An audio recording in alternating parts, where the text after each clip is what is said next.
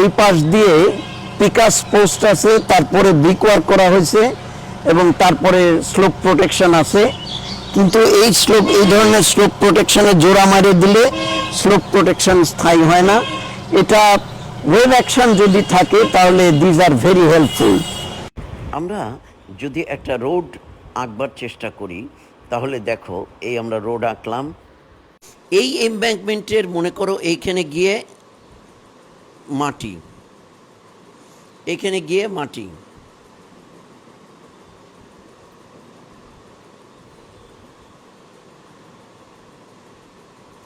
এই এমব্যাঙ্কমেন্টের এইখানে গিয়ে যেখানে স্লোপ এন্ড হলো, এইখানে যদি কোনো ওয়াল করে তুমি এমব্যাঙ্কমেন্টটাকে স্টেবল করতে চাও তাহলে that would be a toe ওয়াল।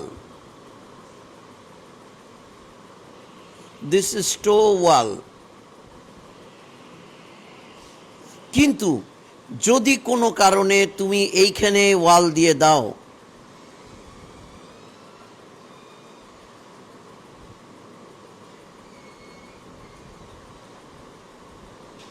তাহলে কি সেটা টো ওয়াল হবে? সেটা তো টোতে গেল না। কাজেই এখানে কি হবে? এখানে আর্থ প্রেশার থাকবে এই সাইডের মারাত্মক আর্থ প্রেশার থাকবে, যেটা হবে এইরকম। আর এই সাইডে তো মানে ওয়াটার প্রেশার তো থাকবেই। এই সাইডে আর্থ প্রেশার থাকবে এরকম, আর এখানে তো ওয়াটার প্রেশার থাকবেই। তখন কিন্তু পুরো ডিজাইনই চেঞ্জ হয়ে যাবে, ডিজাইন কনসেপ্টই। কাজেই তোমাদের মনে রাখতে হবে যে টো ওয়াল যদি দাও তাহলে প্রয়োজনীয় স্লোপ রেখে টোতে দিতে হবে। আর যদি মাঝামাঝি কোথাও তোমার দিতে হয় তাহলে সেটাকে রিটেনিং ওয়াল হিসেবে ডিজাইন করতে হবে। এক সাইডে ওয়াটার আর এক সাইডে আর্থ প্রেশার, পোর ওয়াটার প্রেশার, এই সব কিছু কনসিডার করে তোমাকে ডিজাইনটি করতে হবে। এই পাশ দিয়ে পিকাস পোস্ট আছে, তারপরে ব্রিক ওয়ার্ক করা হয়েছে এবং তারপরে স্লোপ প্রোটেকশন আছে। কিন্তু এই ধরনের স্লোপ প্রোটেকশনে জোড়া মারিয়ে দিলে স্লোপ প্রোটেকশন স্থায়ী হয় না। এটা ওয়েভ অ্যাকশন যদি থাকে তাহলে দিজ আর ভেরি হেল্পফুল। চলো, ডিজাইন মাফিক যখন তুমি স্লোপ প্রোভাইড করতে পারবে, কেবল তখনই স্লোপের এন্ডে গিয়ে এই ধরনের প্রোটেক্টিভ ওয়ার্ক যথোপযুক্ত।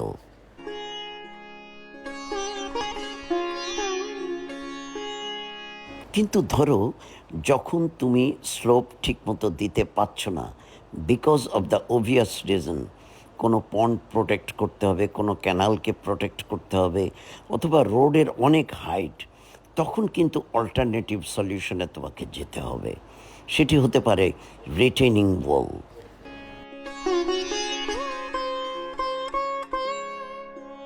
এই রিটেনিং ওয়াল কিন্তু তুমি স্লোপের যে কোনো জায়গাতেই দিতে পারো, কেননা এখানে আর্থ প্রেশার এবং ডান সাইডের ওয়াটার প্রেশার দুটোই কনসিডার করা হয়।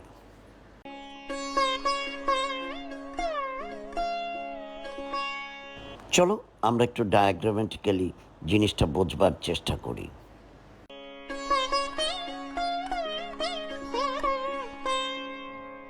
টো ওয়াল, সিসি ব্লক এবং গানি ব্যাগ দিয়ে এই ধরনের স্লোপ প্রোটেকশন করবার প্রথম অসুবিধা হচ্ছে, ন্যাচারাল যে স্লোপ অর্থাৎ 1:1.5 কিংবা 1:2 এটি প্রথমে মেনটেন করা হয় না।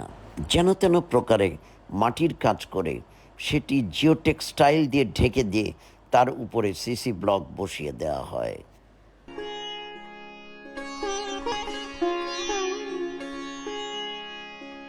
এরপরে ইনডিসক্রিমিনেটলি জোড়াগুলো মর্টার দিয়ে বন্ধ করে দেয়া হয়, সেটি ডিজাইনে থাকুক আর না থাকুক, যার জন্য দেখা যায় 2-1 বছরের বেশি আমাদের এই স্লোপ প্রোটেকশন কার্যকরী হয় না।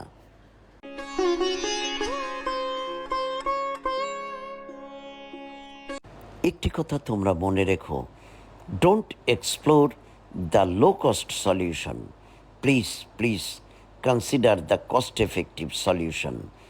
Focus on sustainability. Please don't do the easy things. Do the right things. And sometimes right things are not easy.